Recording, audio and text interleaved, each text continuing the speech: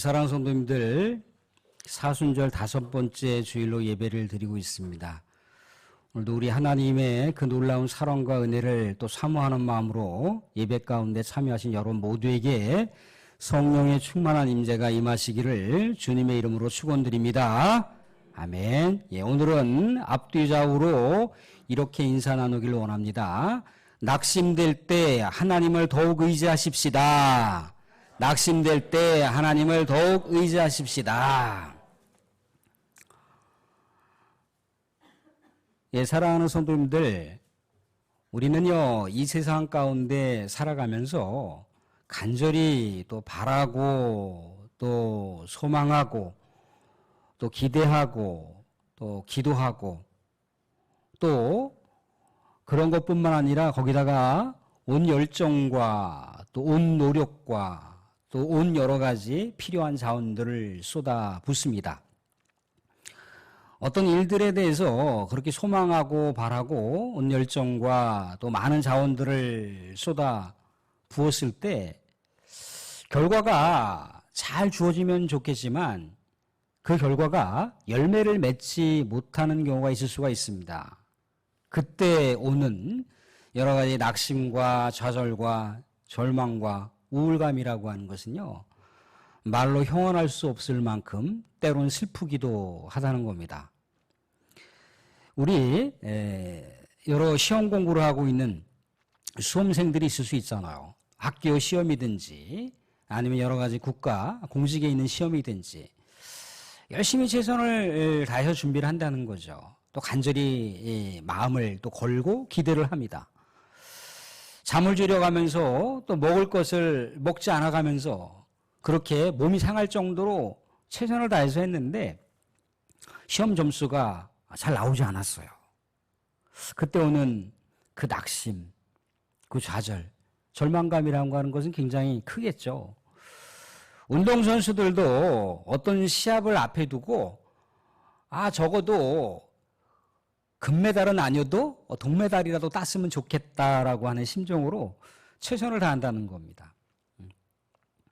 또 그 개체에 맞게끔 때로는 몸무게도 조절을 해야 되고 먹는 것도 조절을 해야 돼서 아무튼 몸과 마음과 온 열정을 쏟아붓고 시간을 쏟아붓고 그렇게 했는데 동메달은커녕 메달권 안에 진입하지도 못하는 그런 초라한 결과, 초라한 성적을 그가 맞이하게 됐을 때 그때 몰려오는 여러 가지 낙심이라고 하는 것, 실망이라고 하는 것, 좌절이라고 하는 것은 굉장히 커다랗게 다가오겠죠. 어떤 사업가가 창업을 했어요. 야심차게 창업을 하고 거기다가 수년간 많은 재정과 많은 인력과 많은 자원을 쏟아 부었습니다. 그런데 기대만큼 결과가 좋지 않아요. 빚만 잔뜩 지고 그 창업했던 회사가 부도가 당하는 그런 아픔을 경험할 때 그때 오는 좌절, 그때 오는 절망, 그때 오는 우울감이라고 하는 것은 굉장히 커다랄 수밖에 없다는 거죠. 또 더욱이 같이 이렇게 일선에서 함께 공부했거나 함께 운동했거나 함께 창업했던 또 다른 알고 있는 그 지인들이 시험을 잘 봤다. 또 성적이 좋아서 금메달을 땄다. 또 창업을 했는데 그게 승승장구해서 상당한 매출을 올렸다. 그러면 보이지 않게 내가 초라해지고 또 상대적인 그 박탈감마저 들 수가 있다는 겁니다. 이러할 때 우리 사랑하는 성도들은 어떻게 해야 될까요? 우리 믿음의 성도들은요, 반드시 이런 상황이 올 때 낙심과 좌절과 절망이라고 하는 것에 내 마음을 송두리째 빼앗겨서는 안 됩니다. 그것을 빼앗긴다 할지라도 지속적으로 방치해서는 안 된다는 거예요. 왜? 성도들에게는 늘 언제나 우리의 앞에서, 뒤에서, 옆에서 항상 우리를 지지해주고 우리에게 새 힘을 주시길 원하고 우리에게 또 다른 새로운 길을 열어주시길 원하시는 하나님이 계시다는 거예요. 그 하나님을 잊어서는 안 된다는 겁니다. 하나님을 우리가 버리고 하나님을 떠나게 되면요, 그 낙심이라고 하는 것, 좌절이라고 하는 것, 절망이라고 하는 것, 상대적인 박탈감이라고 하는 것, 우울증이라고 하는 게 점점점 깊어지면서 나중에는 사탄이 쓱 들어와요. 그래서 아예 하나님께로 가지 못하도록 완전히 원천봉쇄를 한다는 겁니다. 사랑하는 성도들, 빨래가 있어요. 빨래가 있는데 그게 빨래가 이제 물에 흥건하게 젖었습니다. 꼭 빨래뿐만 아니라 어떤 젖은 물수건이 있거나 젖은 어떤 뭐가 있다 할 때 그것을 빨랫줄에다가 걸어놓잖아요. 그죠? 햇볕이 이렇게 잘 드는 곳에다가 걸어놓는다는 겁니다. 그러니까 우리가 마음속에 여러 가지 실패와 좌절과 아픔과 절망과 낙심이라고 하는 것이 우리의 온 마음과 우리의 정신과 우리의 영을 적실 때 그때 어떻게 하라고요? 자꾸 꺼내서 걸어야 돼요. 하나님 가운데 자꾸 걸어야 됩니다. 말씀 붙들고 하나님께 걸어야 되고 기도하면서 하나님께 걸어야 돼요. 그래야 그 낙심을 하나님께로부터 위로받을 수가 있고 하나님께로부터가 회복받을 수가 있고 하나님께로부터 다시 새 힘을 얻을 수가 있다는 겁니다. 사랑하는 여러분들, 우리 성경의 여호수아 이야기를 보시면 여호수아가 위대한 이스라엘의 영도자라고 하는 모세가 죽고 나서 굉장히 두려웠어요. 굉장히 떨었단 말입니다. 과연 저 불순종하는 이스라엘 백성들을 어떻게 내가 가나안 땅으로 다 인도할까? 또 가나안 땅으로 인도하는 것이 전부가 아니잖아요. 그죠? 가나안 땅으로 도착하면 누가 기다리고 있나요? 거대한 거인족들이 기다리고 있다는 거예요. 가나안 원주민들이 기다리고 있다는 거예요. 두려웠습니다. 근데 하나님 뭐라고 하셨던가요? 여호수아야, 내가 너에게 주는 약속의 말씀이 있지 않니? 그 약속의 말씀을 붙들고 좌로나 우로나 치우치지 말고 내가 너에게 명령한 말만 붙들고 나아가렴. 그러면 내가 모든 상황들을 다 타개하겠다라고 약속의 말씀을 주셨어요. 여호수아가 정말 하나님의 말씀을 붙들고 그 어려운 그 가나안 원주민을 향해서 나아갈 때 하나님께서 원주민이었던 라합과 같은 믿음의 동지를 만나게 해주십니다. 또 신묘막측한 일은 뭐냐면 요단강이 모세가 홍해를 그렇게 갈라서 이스라엘 백성들을 인도했던 것처럼 요단강을 건너서 이제 가나안 땅으로 들어갈 수 있는 출구를 하나님께서 열어주시는 것을 여호수아가 목격을 하는 거예요. 너무나 마음이 기뻤겠죠. 마음이 이제 부풀어 올랐겠죠. 아, 하나님의 말씀을 붙들고 순종만 하면 하나님께서 위대한 역사를 펼쳐주시는 거구나. 내가 뭔가 힘써 하기 전에 하나님께서 그 영역들을 손을 쓰시고 그 상황들을 우리 하나님께서 열어주시는구나라고 하는 것을 깨달았어요. 그리고 이제 최고의 절정기가 언제입니까? 난공불락의 천연요새라고 일컬어지는 여리고성에 이제 딱 도착했는데 그 성만 바라보더라도 너무나 거대한 거예요. 입이 떡 벌어질 정도로 태산만한 그 성을 바라보면서 어떻게 할까가 아니라 하나님께서 여호수아에게 명령하신 내용이 있다는 거예요. 그래서 여호수아가 이스라엘 백성들과 우리 하나님의 말씀을 붙들고 칼과 무기를 쓴 것이 아니라 약속의 말씀에 순종하여 함정을 질렀더니 어떻게 했다고 했습니까? 여리고성이 와르르 무너졌다는 거예요. 하나님의 놀라운 언약의 말씀 붙들고 하나님의 살아계심을 증명하는 그런 위대한 일들을 그가 두 눈으로 목격했잖아요. 그 본인만 느끼고 본인만 경험한 것이 아니라 이스라엘 전 백성이 그것을 경험했다는 겁니다. 그런데 놀라운 사실은 뭐냐면 아주 작은 일에 여호수아를 비롯한 이스라엘 백성들이 낙심하는 그런 상황이 생기더라는 거예요. 이제 가나안 원주민을 하나하나 이렇게 섭렵해 가는 그 과정 속에서 정말 눈에 봐도 자그마한 그런 성이라고 일컬어지는 아이성을 봤단 말이죠. 그래서 여호수아가 참모진들하고 이런저런 전략과 전술을 세웠는데 굳이 이스라엘에 많은 그런 군사를 파병할 것이 아니라 소수 정예의 용사만 파병하더라도 그 성을 쉽게 점령할 수 있다는 거예요. 쉽게 한나절이면 점령할 수 있을 것 같습니다 라고 이제 참모진들이 이구동성으로 얘기하니까 여호수아가 그래 그럼 2-3천 명만 데리고 와서 점령시켜 그랬단 말이죠. 그때 어떻게 했던가요? 역전의 상황이 생겼어요. 아이성의 온 백성들과 군인들이 오히려 이스라엘 그 정예 용사를 쳐부수는 그런 장면을 뼈아프게 경험한 겁니다. 근데 마치 이스라엘 백성들이 이 아이성 이 군인들과 전투를 할 때 어떤 모습이었느냐면 마치 쥐가 고양이 앞에 도망치는 그런 모습이었다는 거예요. 사랑하는 전쟁은 분위기입니다. 전쟁은 분위기예요. 여호수아는 거기서 무엇을 읽었느냐면 이스라엘 백성들의 사계가 완전히 바닥난 것을 봤어요. 이스라엘 백성들의 원래 실존이 정말 오합지졸에 아무것도 아닌 사람들이 바로 이스라엘 백성들이지. 이스라엘 백성들의 실존을 바라본 거예요. 얼마나 낭만이 컸겠습니까? 이스라엘 백성들이 과연 아이성이라고 하는 조그만 성 가운데 전쟁을 해서 패배를 했고 마치 걸어마 나 살려라 하면서 쥐가 고양이 앞에 도망치듯이 그렇게 도망쳤는데 앞으로 가나안 원주민들과 어떻게 상대를 한단 말인가? 라고 하면서 하나님께 가슴을 찢으면서 토니하고 울고 있는 장면을 우리가 여호수아 7장을 통해서 볼 수가 있어요. 하나님께 어떻게 기도를 하고 있냐면 하나님, 내 능력의 한계치는 가나안 땅이 아니고 가나안 땅 이전에 요단강을 건너기 전에 거기서 그냥 터잡고 이스라엘 백성들이 살았으면 정말 좋았을 것을 왜 하나님 내가 능력의 한계를 넘어서서 왜 굳이 가나안 땅까지 인도하라고 하셔서 저 조그마한 땅 원주민들과 전쟁에서 완전히 다 바닥이 났는데 이제 하나님 어떻게 하라고요? 어떻게 하라고요? 그렇게 하나님 앞에 슬피 울면서 기도를 했어요. 그런데 사람들 여호수아는 하나님을 떠나지 않았다는 거예요. 자신의 낙심과 괴로움과 좌절과 절망을 어떻게 해요? 하나님께 걸었다는 거예요. 하나님 어떻게 하시려고요? 어떻게 하시려고요? 난 자신이 없어요. 어떻게 하시려고요? 이때 하나님께서 여호수아에게 새 힘을 주시잖아요. 새 길을 열어주시잖아요. 그래서 결국 어떻게 했습니까?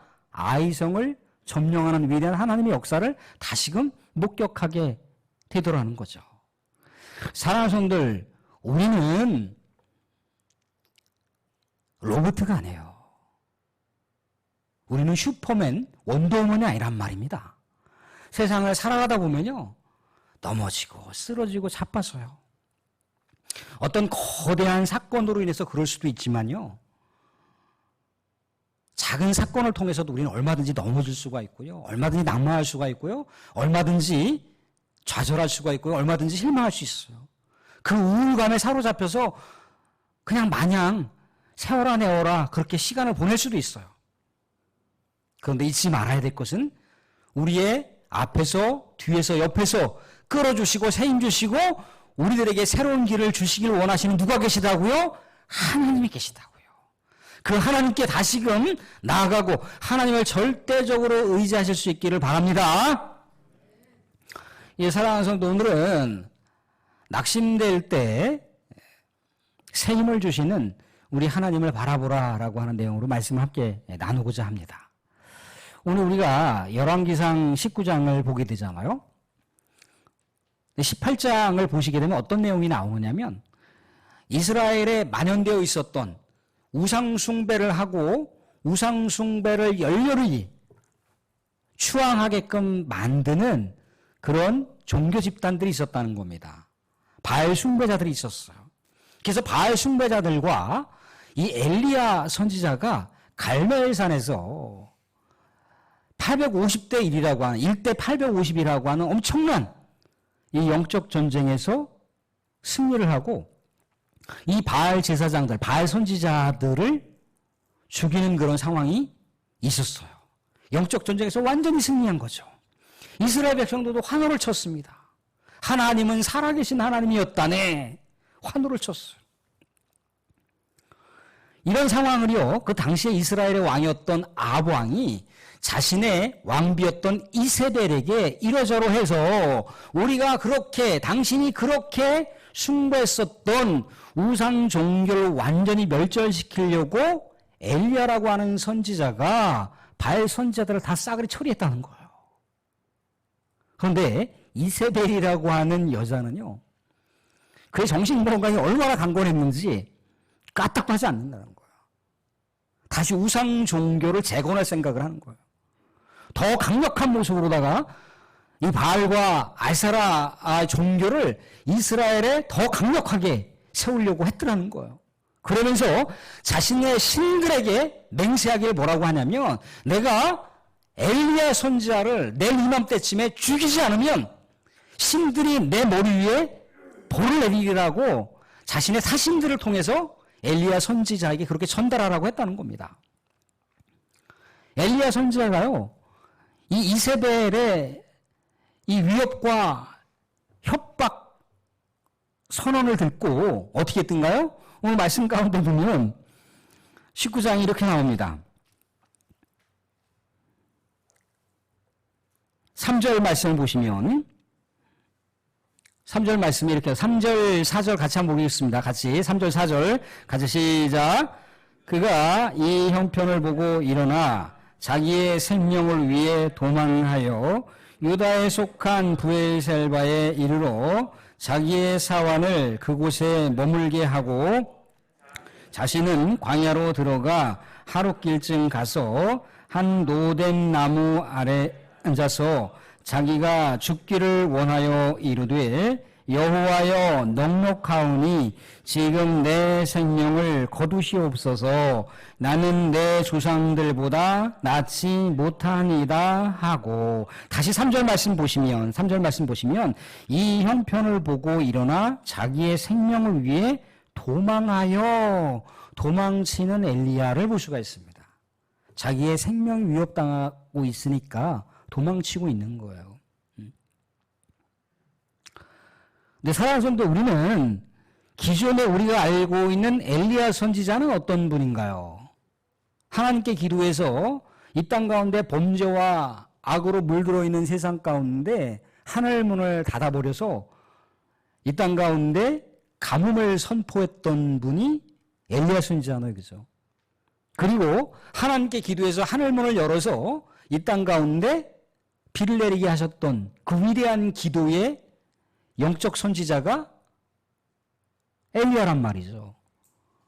갈멜산에서는요, 엄청난 그 놀라운 영적 전쟁에 그 기염을 토해내잖아요, 그죠? 850대 1이라고 하는 하나님의 위대한 그 살아계심을 증명했던 사건이 갈멜산에서의 전투잖아요, 그죠? 자기의 목숨을 걸고 아합 왕에게 하나님의 살아계심을 선포했던 분이 엘리야 선지자예요. 모든 선지자를 대표할 만한 선지자가 엘리야입니다. 그래서 신약 성경에도 엘리야 선지자가 등장을 하잖아요. 변화산상에서 율법을 대표하는 모세와 선지자를 대표하는 엘리야가 등장을 하는 장면을 제자들이 목격하는 장면을 우리는 알 수 있습니다. 그만큼 이스라엘 백성들에게 위대한 선지자가 엘리야예요. 그런데 엘리야가 그 이세벨이라고 하는 여자가 내가 내일 죽이지 않으면 내 신들이 나한테 벌을 내릴 거라고 하는 그 말 한마디에 완전히 꼬꾸라 떨어지는 엘리야의 모습을 볼 수가 있는 거예요. 걸음아 나 살려라. 브엘셀바로 도망을 가고 있어요. 브엘셀바에서 이제 자기의 사환과 헤어지고 자기는 더 이제 광야 하룻길쯤 깊숙한 곳으로 들어가서 로뎀 나무 아래서 뭐라고 합니까? 하나님께 하나님 나 죽여주세요 라고 청원하는 그런 엄청난 어처구니없는 광경을 우리가 보고 있는 거예요. 어제만 하더라도 팔팔 살아 움직여서 그 엄청난 이스라엘을 완전히 다 장악하고 있었던 그 거대한 우상숭배를 주도했던 그 제사장들과 싸워서 이겼는데 기껏 왕비 하나의 그 말 한마디에 듣고 완전히 다 번아웃돼 나가 떨어져 있는 엘리야의 모습을 우리가 보고 있더라는 거죠. 근데 사랑하는 성도들, 엘리야가 정말 자신의 목숨이 두려워서 그렇게 366개 주랭랑을 치기 위해서 그렇게 광야로 갔던가요? 그렇지 않겠죠. 자기의 목숨을 이미 걸어놓고 하는 그 사명자가 선지자입니다. 이미 자기의 목숨을 내걸었다는 거예요. 근데 사랑하는 성도들, 아무리 영적 분이 일어나고 아무리 영적 전쟁의 승리가 일어나도 이스라엘 백성들은 변화가 안 되는 거예요. 영적 개혁을 자기의 목숨을 걸고 했는데 이스라엘 백성들이 젖어 있었던 그 우상 숭배가 근절이 안 된단 말이죠. 형편이 변화가 안 되더라는 거예요. 이스라엘 백성들의 삶의 정황이 변하지 않더라는 거예요. 하나님을 섬기려고 했던 건 잠깐이라는 거예요. 아, 하나님 살아계시는 거 맞네라고 하는 것은 그들의 그냥 감탄사였다는 거예요. 예수님께서 다음 주에 우리 종려주일 때 나오겠지만 예수님께서 예루살렘을 향해서 가는 거예요. 예루살렘에 가면 이제 이스라엘 백성들만 이제 들불처럼 일어나서 이제 새로운 위대한 역사를 펼치려고 예수님을 이스라엘의 왕이시여 왕이시여 막 그렇게 외쳤단 말이죠. 그런데 조금 시간이 지나면 어떻습니까? 사태가 바뀌어갖고 저 인간 죽여! 그렇게 되더라는 거예요. 이스라엘 백성들이 하나님 살아계시는 거 맞네 이렇게 했는데 살아계신 하나님 앞에 마음을 돌이키지가 않는 거예요. 하나님 앞에 돌아오지를 않는 거예요. 여기서 오는 자기의 전 인생을 쏟아 부었잖아요. 자기의 온 열정과 모든 걸 쏟아 부었잖아요. 그런데 결국 아무것도 이루지 못했던 그 허무함과 그 공허함과 그 좌절감과 그 낙심과 절망과 그 우울감이라고 하는 것은요, 말할 수 없이 큰 거였어요. 그래서 그 마음을 안고 어디로 가는 겁니까? 광야로 가는 거예요. 로뎀나무 아래로 갔다 그랬잖아요. 광야라고 하는 것은요, 이스라엘 백성들에게는 상징적인 거예요. 고난과 시련과 외로움과 고독을 상징하는 단어가 광야예요, 광야. 그렇지만 고독과 그 시련과 아픔과 우울을 상징하는 게 이 광야지만 광야에는 누가 살아계십니까? 하나님께서 임재하시는 장소가 또한 이유 배반적으로 광야예요. 그런데 노뎀나무라고 하는 나무는요, 우리 사랑하는 분도 좀 연세가 지긋하신 분은 알 수 있을 텐데 그 대싸리 나무 알죠? 대싸리 나무. 쌀이나무, 이렇게 쌀이나무를 엮어서 이렇게 빗자루를 쓰지 않습니까? 그죠? 그렇게 별 형편 없어요. 나무 같지도 않은 나무가 로뎀나무예요. 그 그늘에서 쉰다고 하지만 그늘이 그렇게 많이 이렇게 제공하는 나무가 아니에요. 이 로뎀나무는 누구를 곧 반영하고 있는 거냐면 엘리야 선지자 본인의 영적 상태를 얘기하고 있는 거예요. 나는 아무런 별 볼일 없는 존재였구나. 내가 그 많은 노력과 열정을 쏟아부었지만 내 조상보다 하나는 아는 게 없구나. 내가 이룬 것이 아무것도 없구나. 그래서 하나님 앞에 죽기를 청원하고 있는 장면을 보고 있는 거예요. 하나님 그냥 여기서 끝내고 싶어요. 쉬고 싶어요. 엘리야 선지자는요, 그냥 단순하게 1, 2년 정도 이렇게 영적 싸움을 한 게 아니에요. 자신의 전생애를 그렇게 거쳐서 이스라엘 백성들을 우리 하나님의 믿음 백성으로 돌이켜보려고 그렇게 애를 썼는데 자기가 한 게 아무것도 없는 거예요. 뭔가 이뤄봤다라고 생각을 해서 펼쳐봤는데 내용물들은 축적이었다는 것이 그가 바라보고 있는 영적 진단이었다는 거예요. 아, 나는 아무것도 아니구나. 나는 별 볼 일 없는 존재구나. 라고 그런 초라함과 낙심과 절망의 상황 가운데 뒹굴어져 있는 모습, 볼품없이 뒹굴어져 있는 로뎀나무와 같은 모습이 바로 엘리야 자신을 얘기하는 거예요. 이렇게 우리 하나님 앞에 충성을 다했던 자가, 이렇게 부단히 뭔가 삶 속에서 열심히 살아보려고 했던 자가 이렇게 낙심하고 절망하고 좌절을 해서 완전히 널브러진 거예요. 하나님, 나 이제 더 이상 아무것도 못할 것 같아요 라고 널브러질 때 하나님께서도 그런 엘리야가 너무나 안쓰러웠나 봐요. 그래서 선사를 통해서 엘리야를 이렇게 쓰다듬어 주고 엘리야를 어루만져주는 우리 하나님의 회복의 손길을 우리가 말씀 가운데 보고 있는 겁니다. 우리 19장 말씀 보겠습니다. 19장 5절, 6절, 7절 한번 보겠습니다. 5절, 6절, 7절 같이 볼게요. 같이 읽겠습니다. 같이 시작.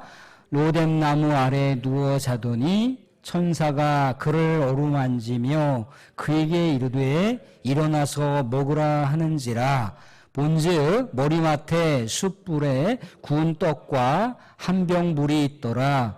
이에 먹고 마시고 다시 누웠더니 여호와의 천사가 또다시 와서 어루만지며 이르되 일어나 먹으라. 내가 갈 길을 다 가지 못할까 하노라 하는지라. 광야에서 이렇게 낙심되고 좌절하고 또 절망했고 우울과 그 깊숙한 그런 영적인 고독 가운데 빠졌지만 그의 마음을 누구에게 걸었습니까? 하나님께 걸었잖아요. 아까 광야는 하나님 임재의 장소라고 말씀드렸지 않습니까? 하나님께 거는 거예요. 거는 거예요. 하나님이 얼마나 그 엘리야가 안쓰러웠던지 품어주시고 쓰다듬어 주시는 그 광경을 우리는 보지 않습니까? 이 놀라운 광경을 신약 성경에서도 우리는 볼 수가 있어요. 예수님께서 뭐라고 하십니까? 마태복음 11장에서 수고하고 무거운 짐진 자들아 다 내게로 오라. 내게 와서 쉬라. 내가 너희들을 쉬게 하리라. 라고 말씀해 주시잖아요. 그게 어떻게 했던가요? 다시금 엘리야가 하나님의 위로를 받고 또 기력을 회복할 만한 양식을 먹고 다시금 회복되어서 하나님의 사명을 감당하는 그 뒤에 이야기를 우리가 볼 수가 있습니다. 사랑하는 성도들, 우리 사랑하는 성도들의 인생은 성도들 것이 아닙니다. 성도들의 것이기 전에 우리 인생의 주인이 누구라고요? 하나님. 우리의 인생의 주인 하나님한테 우리의 인생을 거세요. 인생의 사연을 거세요. 인생의 낭만을 거십시오. 인생의 좌절을 거십시오. 인생의 절망을 거십시오. 하나님 혹여라도 그 길이 아니면 새로운 길을 주세요. 그게 하나님의 우리를 사랑하는 방식이라는 겁니다. 사랑하는 아들, 딸들이 세상 가운데서 열심히 사는데 좌절하고 실패하고 거기서 오는 그 절망과 그 우울감에 빠져 있을 때 사랑하는 부모가 그 자식한테 네 인생 망해 이놈아 그렇게 할 부모가 어디 있습니까? 힘드냐 집에 와서 좀 쉬어라. 집에 오는 아들 딸들한테 저 아랫목에 가서 한숨 자 그렇게 하잖아요. 근데 이미 그런 부모님이 우리에게는 이미 먼저 가셨기 때문에 안 계시더라도 우리에게 영원히 계시는 아버지가 계시잖아요. 영원히 살아계신 아버지 누굽니까? 하나님 아버지가 계시잖아요. 사랑하는 분들 말씀을 맺겠습니다. 우리는요 기계가 아니에요. 우리는요 연약한 성정을 갖고 있는 사람이에요. 사람이라고 하는 의미, 아담이라고 하는 의미가 부서지고 깨지기 쉬운 존재의 의미가 사람이에요. 사람. 우리 얼마든지 생애 여정길을 살다 보면요 별의별 이상한 내가 생각하지 못했던 전혀 나하고 상관이 없는 상황 속에서도 마치 물밀듯이 들어오는 그런 사연들이 우리에겐 가득합니다. 거기에 그것에 우리가 쓰러지고 좌절하고 낭망하고 낙심하고 절망하고 우울해지고 그럴 수 있습니다. 그래도 우리의 삶을 응원하시고 우리의 삶 가운데 세임 주시길 원하시고 우리에게 영원한 새로운 길을 주시길 원하시고 우리와 영원히 함께 하시기를 원하시는 누가 계시다고요? 하나님 아버지가 계시다고요. 그 하나님을 의지하고 하나님으로부터 하늘로부터 주어지는 충만한 세임을 받고 우리의 시간과 우리의 삶의 상황 속에서 우리 하나님과 동행하심을 통해 더욱더 영원한 우리 하나님의 위대한 백성으로 살아가실 수 있기를 주님으로 축원드립니다.